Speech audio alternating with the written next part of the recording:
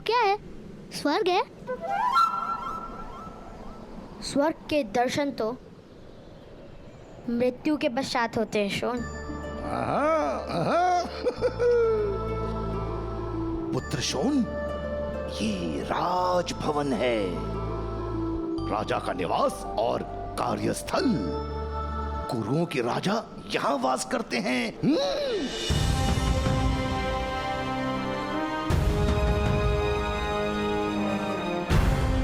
राजा इतने बड़े भवन में रहते हैं तो देवता कितने बड़े भवन में रहते होंगे ताऊ?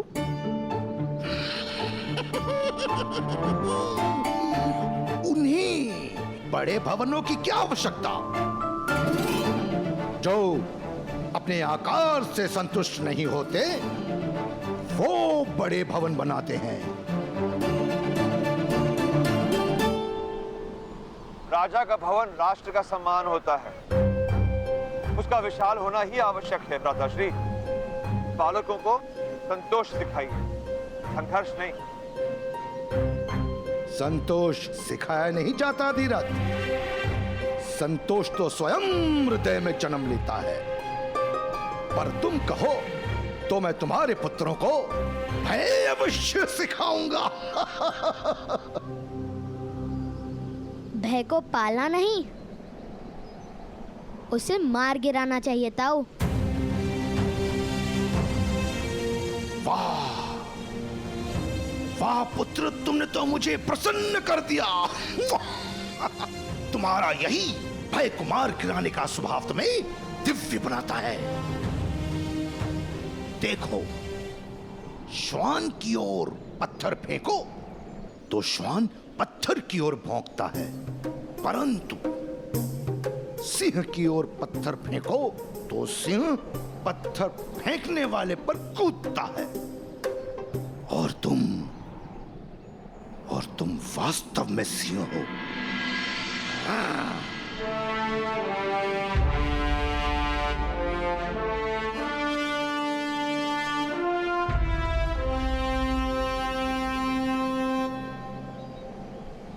आज इस नगर को तुम देख रहे हो, शीघ्र ही ये सारा नगर तुम्हें देखेगा। नगर जन तुम्हें देखकर कहेंगे, देखो वो जा रहा है अधिरथ पुत्र कर्ण। अधिरथ पुत्र कर्ण?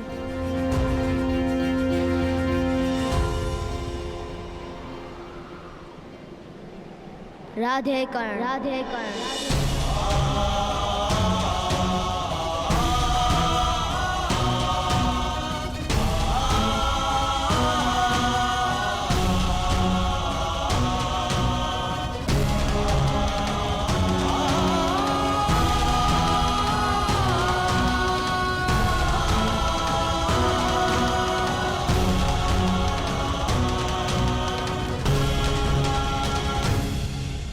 चले, अब हस्तिनापुर में प्रवेश लेने की अनुमति भी लेनी होगी हमें। तुम जाओ, मैं भुगत राम जाकर वृषभान से मिलूंगा। सूतों का वास वही है।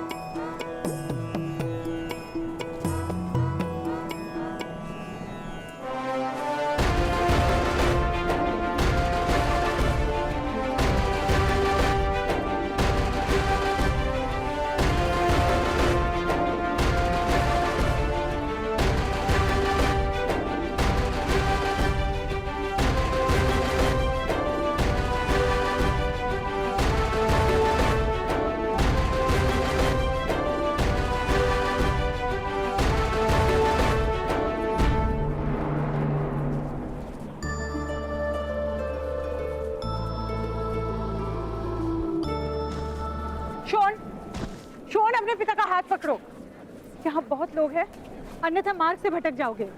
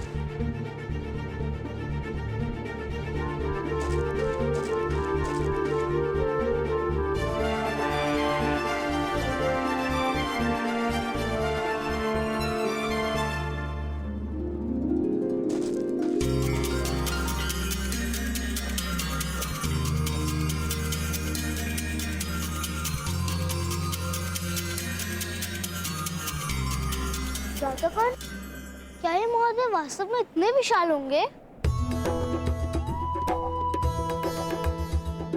सुना नहीं था उन्हें क्या कहा था? छोटा आकार, बड़ा भवन। तो छोटा आकार, बड़ी प्रतिमा। हमारे शंकुपत गांव के बड़े चाचा जैसा। उनकी ऊंचाई तो केवल इतनी थी, उनका निवास इतना बड़ा। ये बड़ाई चाचा का तो निवास ही नहीं। नहीं, कोई बढ़ई, सूत सुतार या लोहार यहाँ निवास नहीं कर सकते।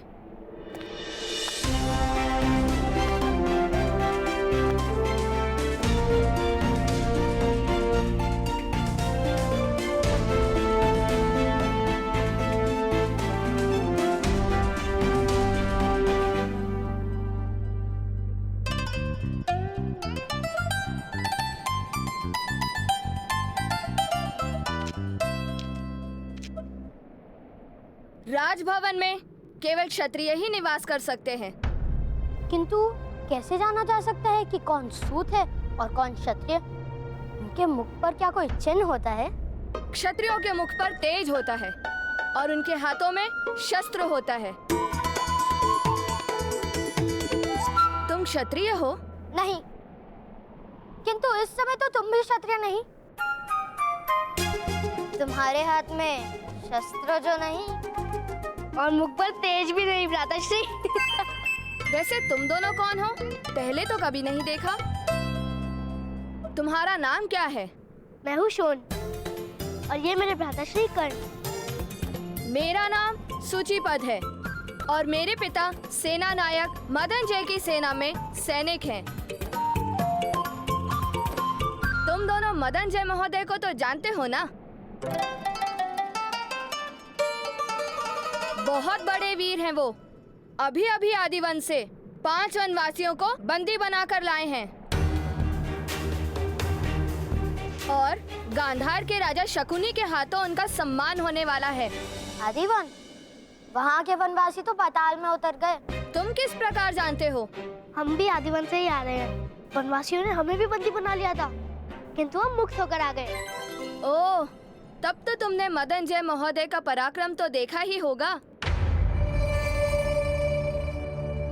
हमारे महाराज धृतराष्ट्र नेत्रहीन है ना, इसलिए मदन जय महोदय अपने पराक्रम के बारे में सुना रहे हैं उन्हें। चलिए भ्राता, हम भी सुनते हैं। नहीं, शोन, शोन, माता ने साथ रहने को कहा है।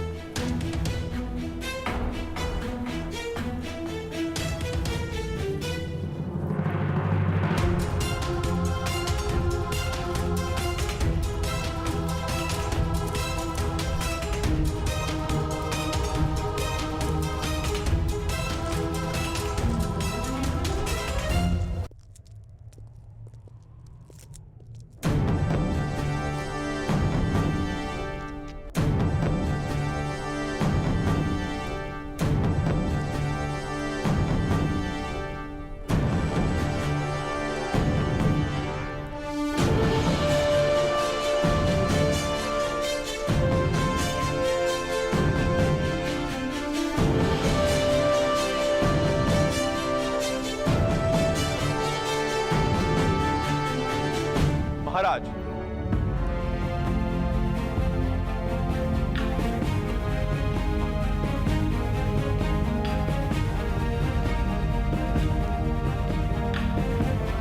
बड़ा विकराल था वो वन। आदिदेव की भव्य और भयानक मूर्ति बनी थी। बहुत बड़ी जीभ आदिदेव के मुख से बाहर आ रही थी। उस जीभ पर मनुष्य का मस्तक रखकर मनुष्यों का बलिदान दिया गया था। अनेक मनुष्यों के रक्त से समग्र परिसर लाल था। एक सूतों का परिवार बंदी बनकर डर से थरथरा रहा था। मैंने विचार किया कि हस्तिनापुर की महान सेना का सेना नायक सूत परिवार का रक्षण यदि नहीं कर पाए तो समाज हस्तिनापुर पर लालछन लगाएगा महाराज। 500 से अधिक वनवासी थे वहां महाराज, किंतु आपकी कृपा और प्रेरणा से आपका ये सेवक भयभीत नहीं हुआ। मैंने उन्हीं का शस्त्र खींचकर भीषण युद्ध किया महाराज।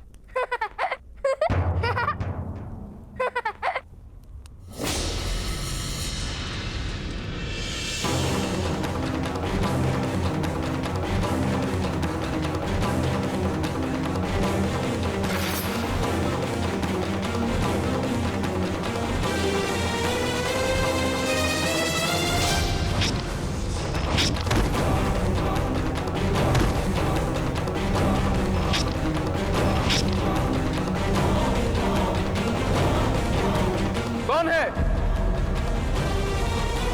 कौन ऐसा? मोहन रोशो, किसने विक्षेप किया? क्षमा कर दीजिए महाराज, मेरा भाई कुछ अधिक हंसता है। मोहन रोशो,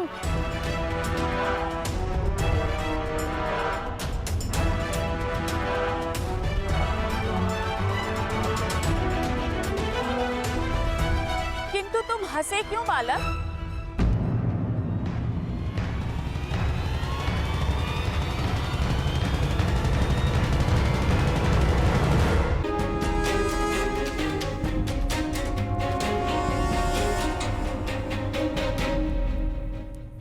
महामंत्री विदुर,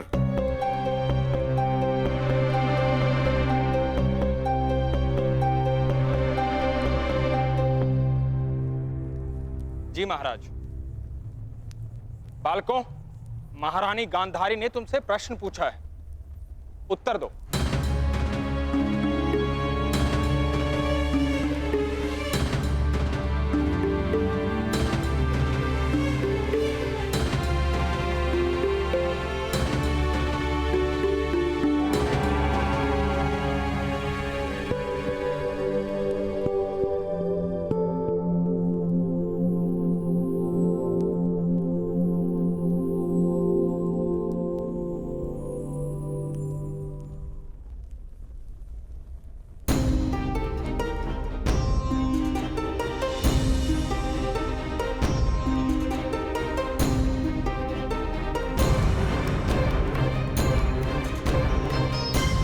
उत्तर दो बालक, तुम हंसे क्यों?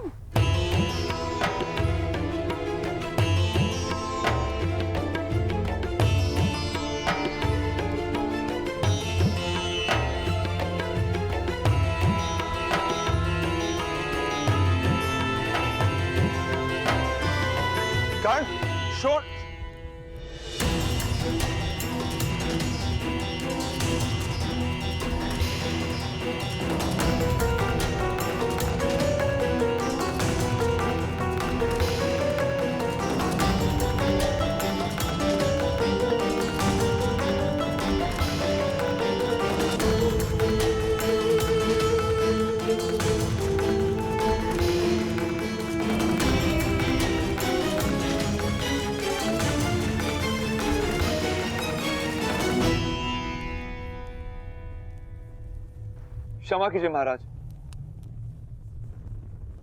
क्षमा कीजिए महाराज।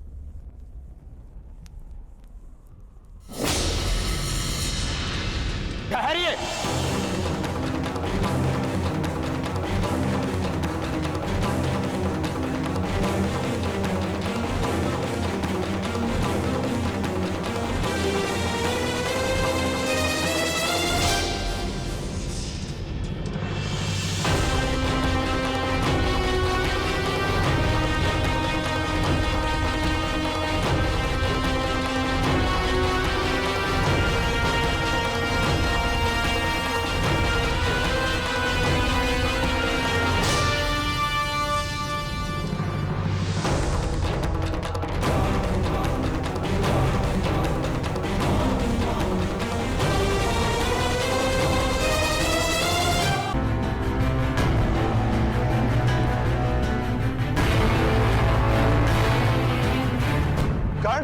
शोर।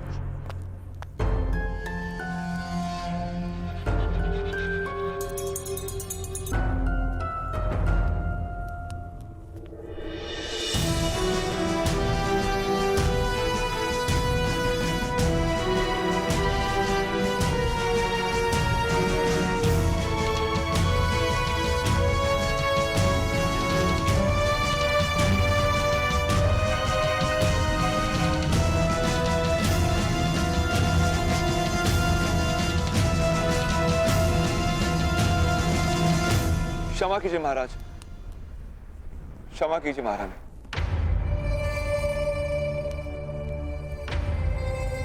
चलो चलो। ठहरिए। महारानी ने प्रश्न किया है, उत्तर दो बालक।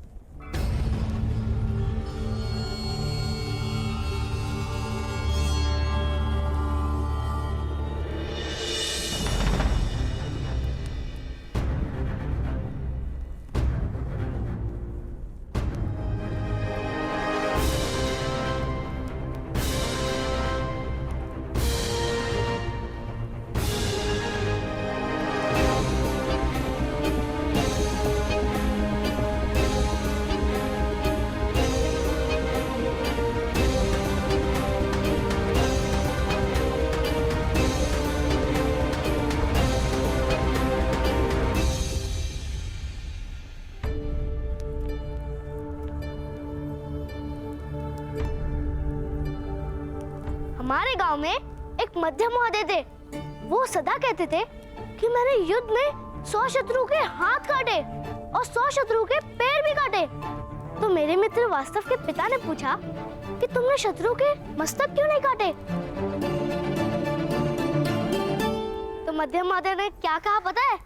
कि वो तो आराम से ही कटे हुए थे।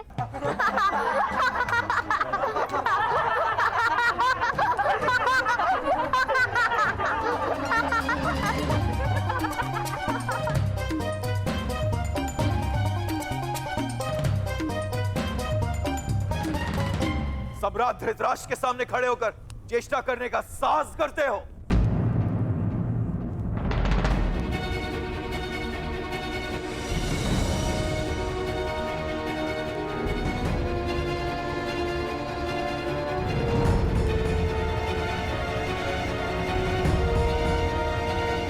बालक है, उसे हंसने का अधिकार है, किंतु इस प्रसंग का स्मरण क्यों हुआ बालक? क्योंकि ये सज्जन गुफा से बाहर निकले उससे पूर्व मेरे भ्राताश्री ने उन वनवासियों को पराजित कर दिया था।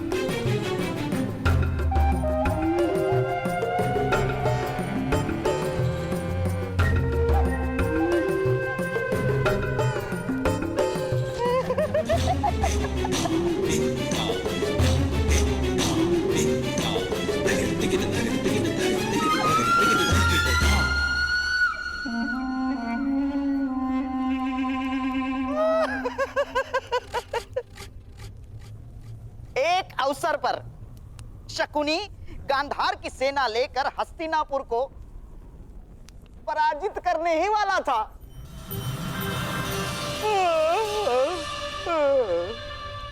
किंतु हमारी निद्रा ही टूट गई।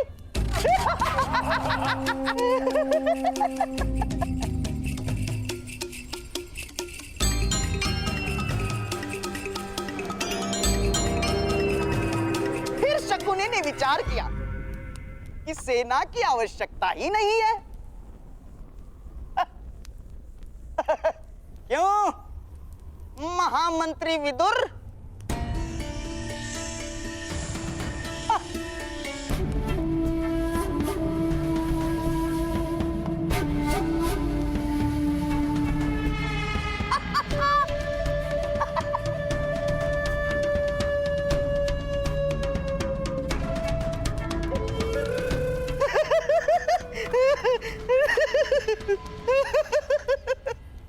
तो बालक, तुम्हारे भ्राताश्री जाग गए।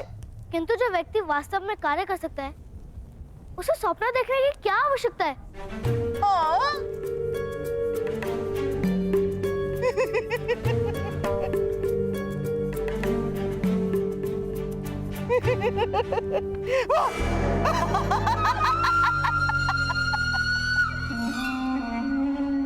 बड़े बुद्धिमान मालूम होते हो, हैं?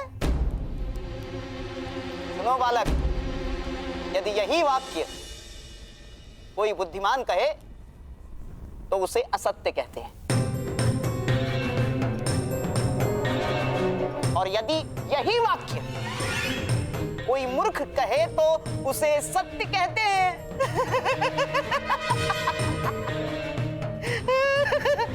तुम कौन हो, बुद्धिमान कि मूर्ख? मूर्ख अपने आप को मूर्ख नहीं कहता, बुद्धिमान अपने आप को बुद्धिमान नहीं कहता।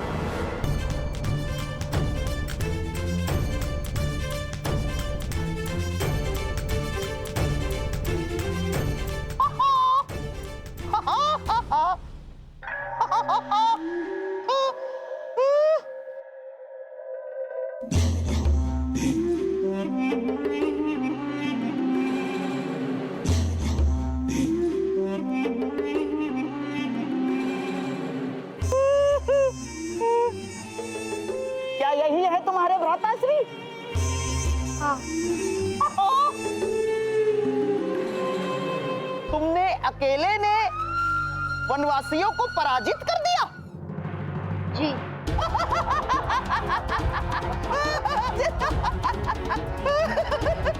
अकेले पराजित?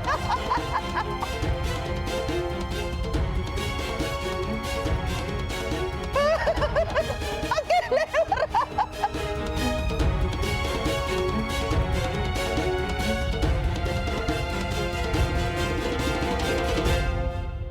राजा के सामने असत्य बोलने का दंड जानते हो? नहीं, आप बताइए।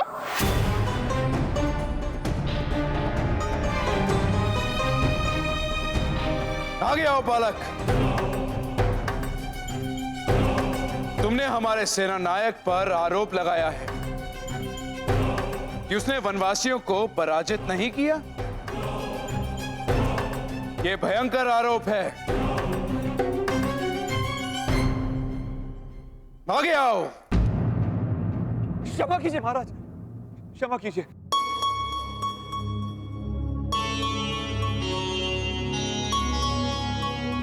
सम्राट, मेरा पुत्र मूर्ख है। हम हसनापुर प्रथम बार आए। वो नहीं जानते किसके सामने मुंह खोला है उसने। क्षमा कर दीजिए। मौन रहो। आगे आओ बालक।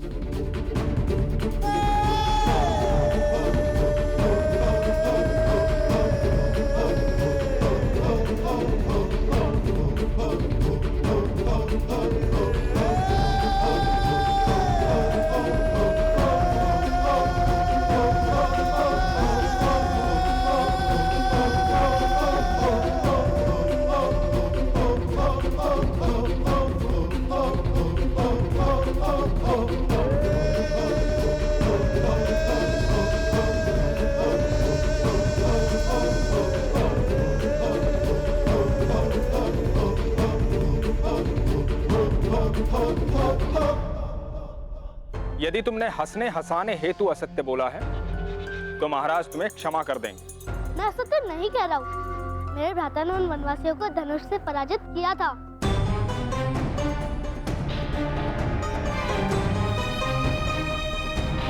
क्या तुम्हारा भाई सत्य कह रहा है?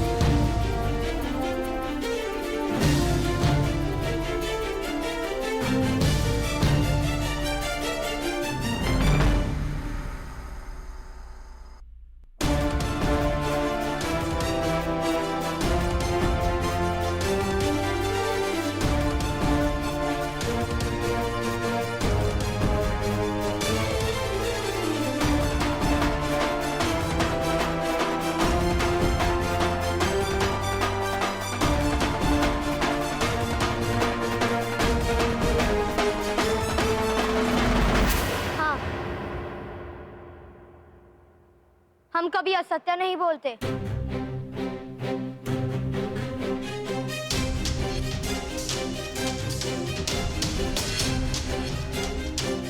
हाँ मंत्री विदुर,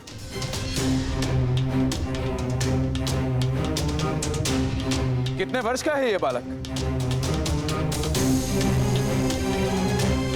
9-10 वर्ष का प्रतीत होता है महाराज।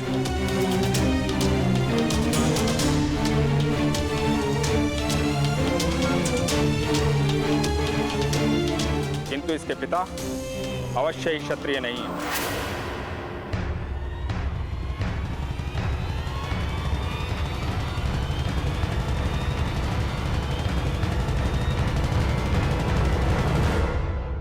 कौन सी जात के हो सज्जन?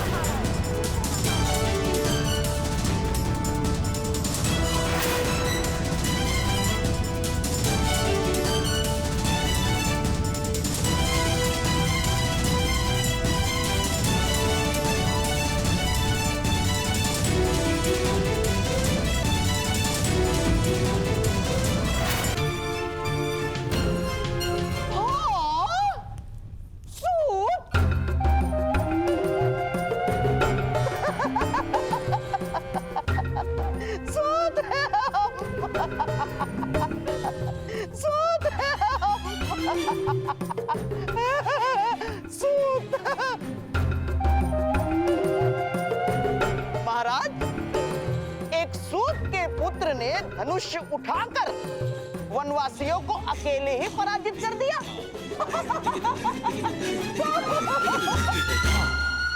ये तो बड़ी आश्चर्य की बात है महाराज, है?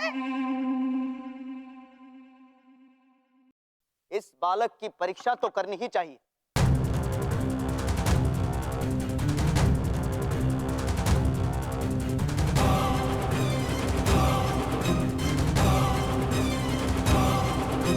जी महाराज।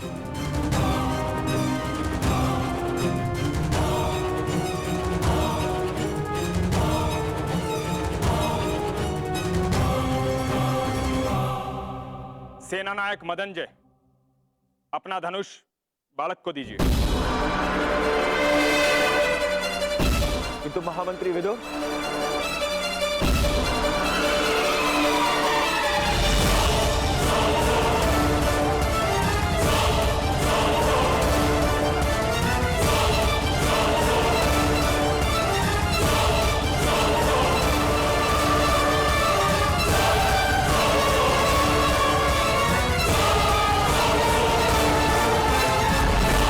धनुष उठाओ बालक।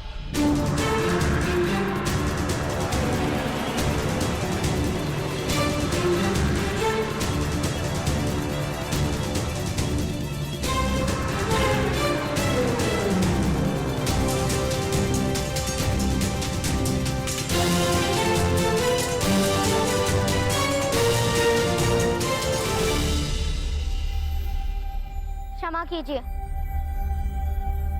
मेरी माता का आदेश है कि मैं धनुष को स्पर्श ना करूं।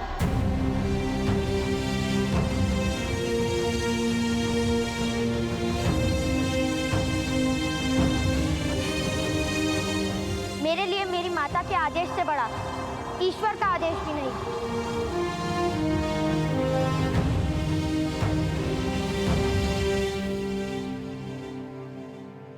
तुम्हारा समर्पण प्रशंसा के योग्य है, किंतु महाराज के आदेश के सामने तुम्हारी माता को अपने आदेश में परिवर्तन करना होगा।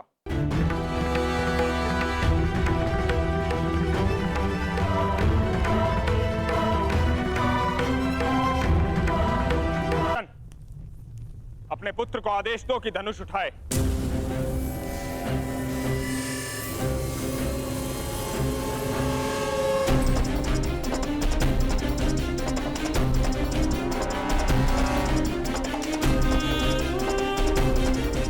धनुष उठाओ और मेरे हाथों में दो।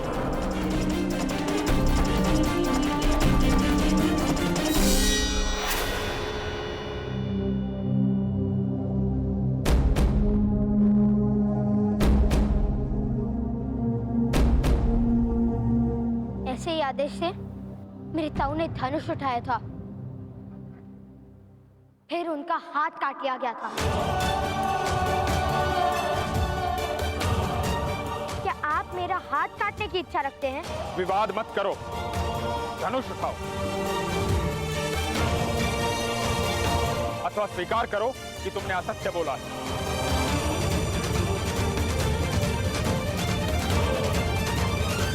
धनुष मैं उठा नहीं सकता और असत्य बोलने का दंड आप मुझे नहीं दे सकते, किंतु मैं जानता हूं दंड मुझे अवश्य प्राप्त होगा, कारण चाहे कोई भी हो। असत्य बोलने का तो दंड मिलेगा। सैनिकों,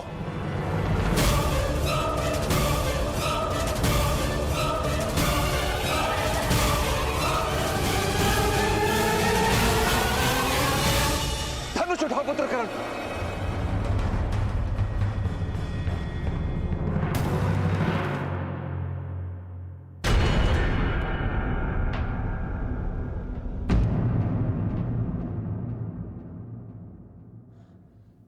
तुम्हारी माता का आदेश।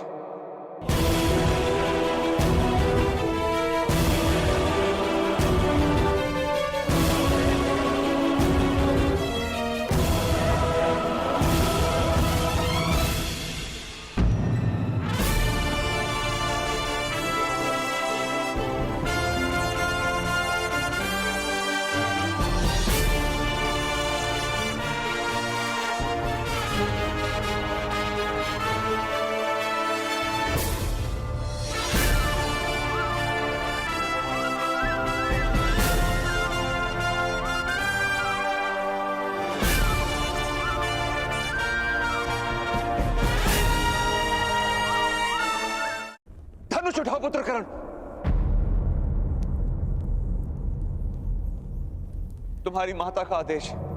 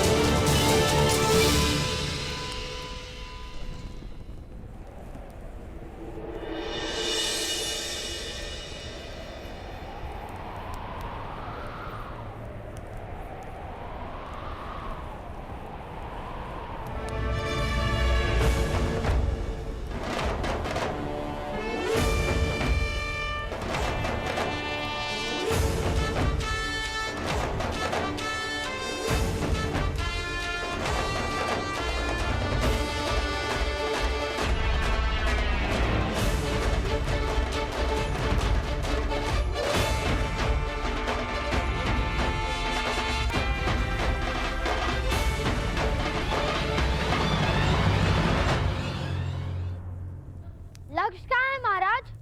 किस प्रकार का लक्ष्य भेज सकते हो बालक? ठहरा हुआ, चलता हुआ या फिर दौड़ता हुआ? उड़ता हुआ।